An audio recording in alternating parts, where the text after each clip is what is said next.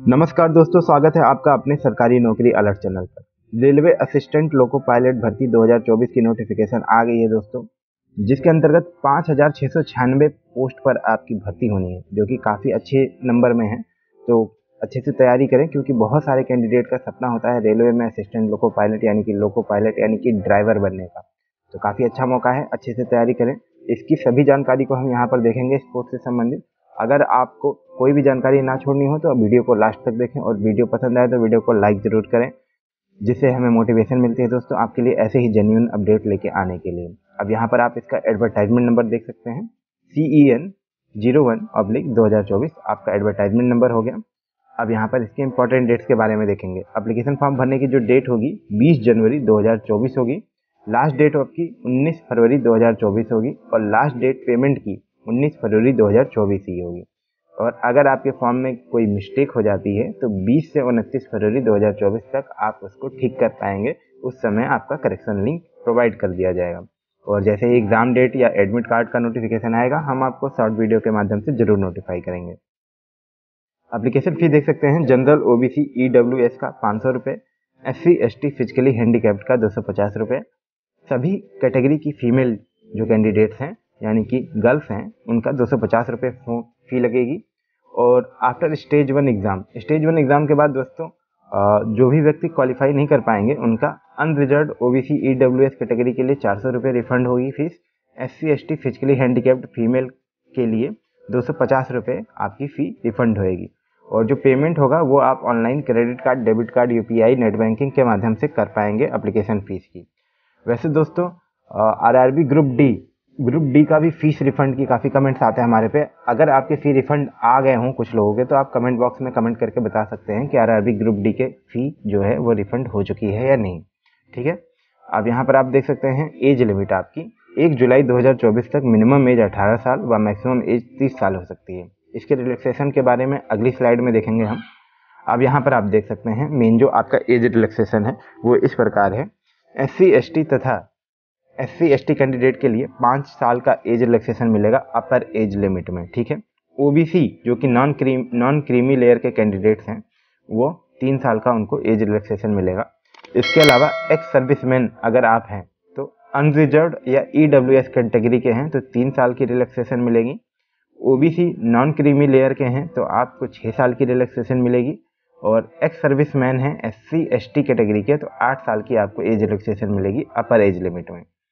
इसके साथ ही साथ यहाँ पर अदर कैटेगरी की एज रिलैक्सेशन आप देख सकते हैं, जैसे कि अगर आप रेलवे में ही ग्रुप C या ग्रुप D में वर्किंग हैं और आपको 3 साल हो चुका है काम करते हुए, तो अगर आप अनरिजर्व्ड या EWS कैटेगरी के हैं तो आपको 40 साल तक की एज का अपर एज लिमिट में रिलैक्सेशन मिलेगा।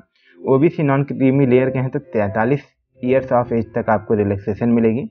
SC ST के हैं तो 45 ईयर्स ऑफ एज तक आपको रिलैक्सेशन मिलेगा। इसके अलावा जो भी रेलवे में क्वासी एडमिनिस्ट्रेटिव ऑफिस में वर्क करते हैं, ठीक है, एडमिनिस्ट्रेटिव ऑफिस में वर्क करते हैं या फिर किसी अदर ऑफिस में वर्क करते हैं, जैसे कैंटीन हो गया, कोऑपरेटिव सोसाइटीज एंड इंस्टीट्यूट्स हो गए, तो उनको अपर एज लिमिट में 5 साल की या फिर up to the length of service render, यानी कि जब तक कि उनकी सर्विस बची है तब तक की, इनमें से दोनों में से जो भी कम होगा तब तक की आपको एज लिमिट में रिलैक्सेशन मिलेगी। अब जैसे यहाँ फीमेल कैंडिडेट के लिए देख सकते हैं, जो कि विडोड हैं या डाइवोर्स्ड हैं या फिर जुडिशली सेपरेटेड हैं, ठीक है, अपने हस्बैंड से, तो उनको अनरिजर्व्ड या EWS कैटेगरी के हैं तो 35 ईयर्स ऑफ एज तक की रिलैक्सेशन मिलेगी। OBC नॉन क्रीमी लेयर के हैं तो 38 ईयर्स तक की एज ऑफ रिलैक्सेशन मिलेगी। SC ST के लिए 40 साल तक की एज रिलैक्सेशन मिलेगी। अब यहाँ पर आप देख सकते हैं जो भी कैंडिडेट अपना डिप्लोमा का कोर्स कंप्लीट कर चुके हैं और अप्रेंटिसशिप उन्होंने किया है रेलवे से, तो उनको एज रिलैक्सेशन उनकी अप्रेंटिसशिप ट्रेनिंग एक्ट के अंतर्गत दी जाएगी। ठीक है। अब यहाँ पर आप देख सकते हैं candidates who became course completed act apprenticeship under the apprenticeship act before attaining the age of 25 year, जिन्होंने 25 साल की एज पूरी होने से पहले ही अपनी अप्रेंटिसशिप कर ली है, उनके लिए अनरिजर्व्ड EWS कैटेगरी में 35 साल की एज रिलैक्सेशन मिलेगी। OBC नॉन क्रीमी लेयर में 38 साल तक की एज रिलैक्सेशन मिलेगी। SC ST के लिए 40 साल तक की एज रिलैक्सेशन मिलेगी। तो आशा करता हूँ आपको एज रिलैक्सेशन से संबंधित सभी जानकारी मिल गई होगी यहाँ पर। तो चलिए आगे बढ़ते हैं। अभी यहाँ पर हम आपको एज लिमिट बता देते हैं आपका डेट ऑफ बर्थ के हिसाब से। ठीक है। अब जैसे कि सभी ग्रुप में 18 से 30 साल तक का आपका नॉर्मल जो एज लिमिट है वो है, लेकिन अगर आप अनरिजर्व कैटेगरी या EWS कैटेगरी से बिलोंग करते हैं तो आपका जो अपर एज लिमिट है, यानी कि जो आप का डेट ऑफ बर्थ है वह 2/7/1994 से पहले का नहीं होना चाहिए। और OBC नॉन क्रीमी लेयर के हैं तो 2/7/1991 के पहले का नहीं होना चाहिए। SC ST हैं तो 2/7/1989 के पहले का नहीं होना चाहिए। और लोअर एज लिमिट आपकी इस प्रकार होगी कि 1 जुलाई 2006 से 6 के बाद आपका डेट ऑफ बर्थ नहीं होना चाहिए। अब यहाँ पर आप देख सकते हैं पोस्ट का नाम है असिस्टेंट लोको पायलट, जो कि आपकी लेवल 2 का आपका ग्रेड पे होगा और इनिशियल पे आपका 19,900 से 25,000 रुपये तक वेरी करेगा। और मेडिकल स्टैंडर्ड आप देख सकते हैं A1 फिटनेस आपकी मांगी गई है इसमें। और आप देख सकते हैं टोटल जो वैकेंसीज है 5,696 वैकेंसीज है इसमें। अब इसके लिए जो आपकी एजुकेशनल एलिजिबिलिटी डिटेल है वो यहाँ पर हम देखेंगे। असिस्टेंट लोको पायलट जो है उसकी 5,696 पोस्ट है दोस्तों। और इसके लिए देख सकते हैं आप क्लास 10th जो कि मैट्रिक बोलते हैं विद ITI, ठीक है। अब ITI सर्टिफिकेट आपका NCBT या फिर SCBT सर्टिफिकेट दोनों हो सकते हैं, जो कि आपका जो डिपार्टमेंट है वो हो जाएगा आपका fitter, electrician, instrument mechanic, mill light, maintenance mechanic, mechanic radio and TV electronics mechanic, mechanic motor vehicle, wireman, tractor mechanic, armature and coil vendor, mechanic diesel, heat engine Turner, machinist, refrigeration and AC। इन सभी department के जो candidate हैं जिन्होंने ITI या CBT या NCBT certificate ले रखा है वो यह फॉर्म भर पाएंगे। इसके अलावा क्लास 10th जिन्होंने किया है with diploma in mechanical, electrical, electronics, automobile engineering, वो लोग भी यह फॉर्म भरने के लिए एलिजिबल होंगे।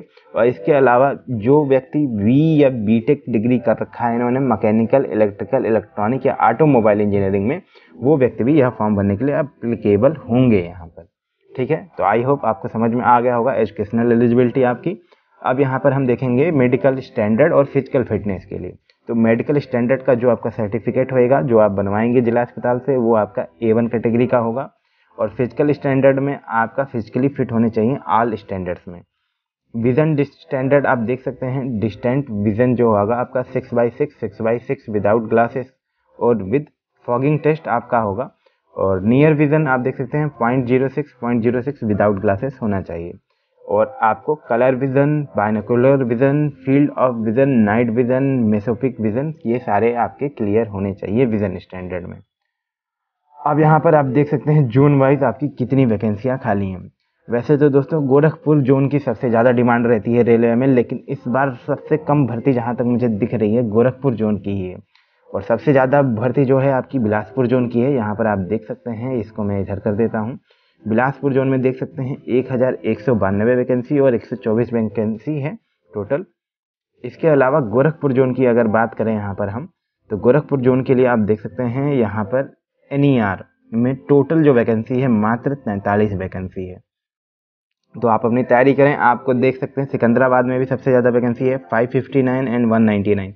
तो हो सकता है आपको साउथ जोन मिल जाए, नॉर्थ वालों को काफ़ी ज़्यादा संभावनाएं हैं इस बात की, ठीक है।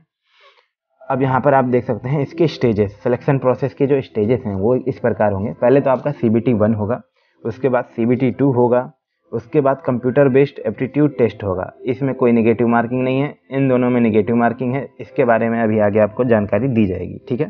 तो डॉक्यूमेंट वेरिफिकेशन उसके बाद होएगा, चौथे नंबर पर फिर मेडिकल एग्जामिनेशन होगा।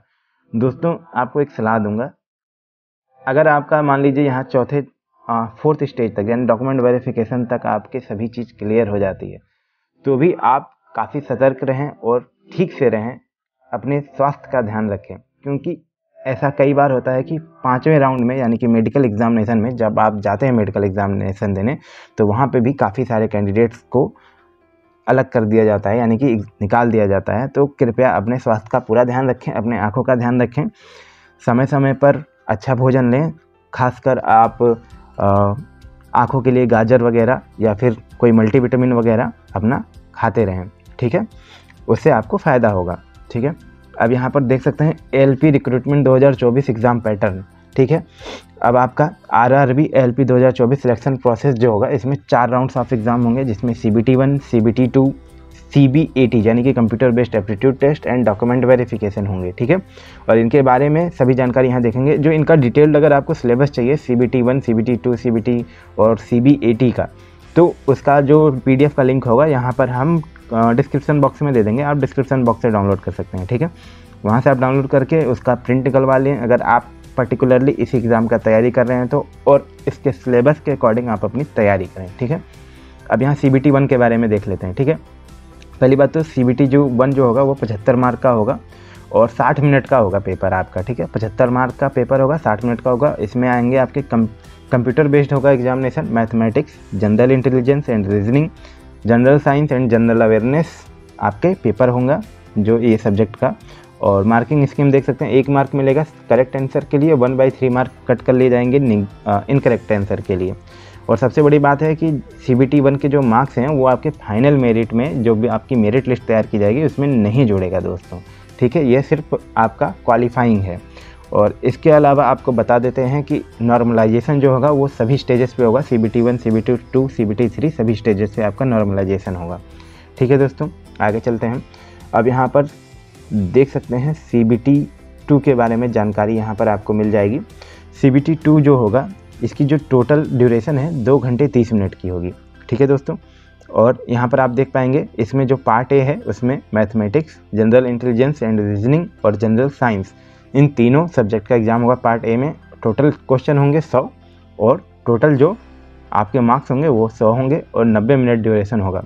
फिर पार्ट बी का जो क्वेश्चन होगा वो आपने जिस ट्रेड से ITI का सर्टिफिकेट ले रखा है यानी ITI किया हुआ है उस ट्रेड का पार्ट बी का आपका पेपर होगा, जिसमें 75 क्वेश्चन होंगे और 75 मार्क का होगा और ड्यूरेशन जो होगा 60 मिनट का होगा। तो टोटल जो ड्यूरेशन हो गया 2 घंटा 30 मिनट CBT2 के लिए।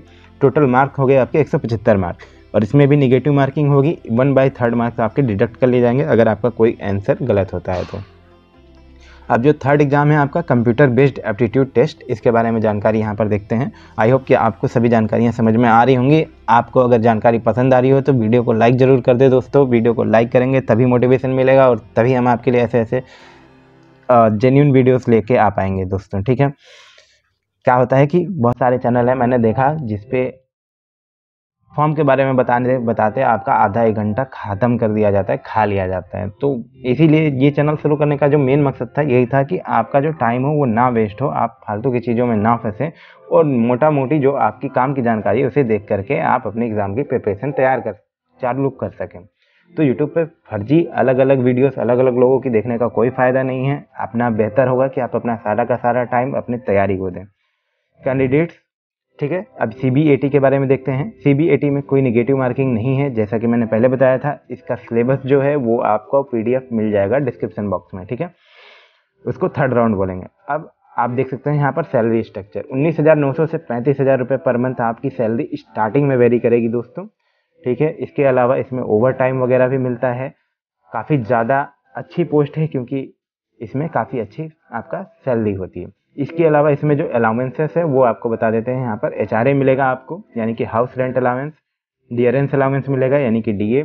इसके अलावा रनिंग अलाउंस मिलेगा जो कि आपका किलोमीटर जो आप ट्रेवल करते हैं उस पर डिपेंड करता है। यानी कि आपका जैसे टाइमिंग हो गया आपका ख़त्म, यानी कि आपकी ड्यूटी की टाइम 6 आवर्स जहाँ तक मुझे पता होती है वो आपका हो गया ख़त्म, तो आप उसके अलावा जितने किलोमीटर एक्स्ट्रा चलेंगे वो किलोमीटर वेस्ट आपका रनिंग अलाउंस मिलता है।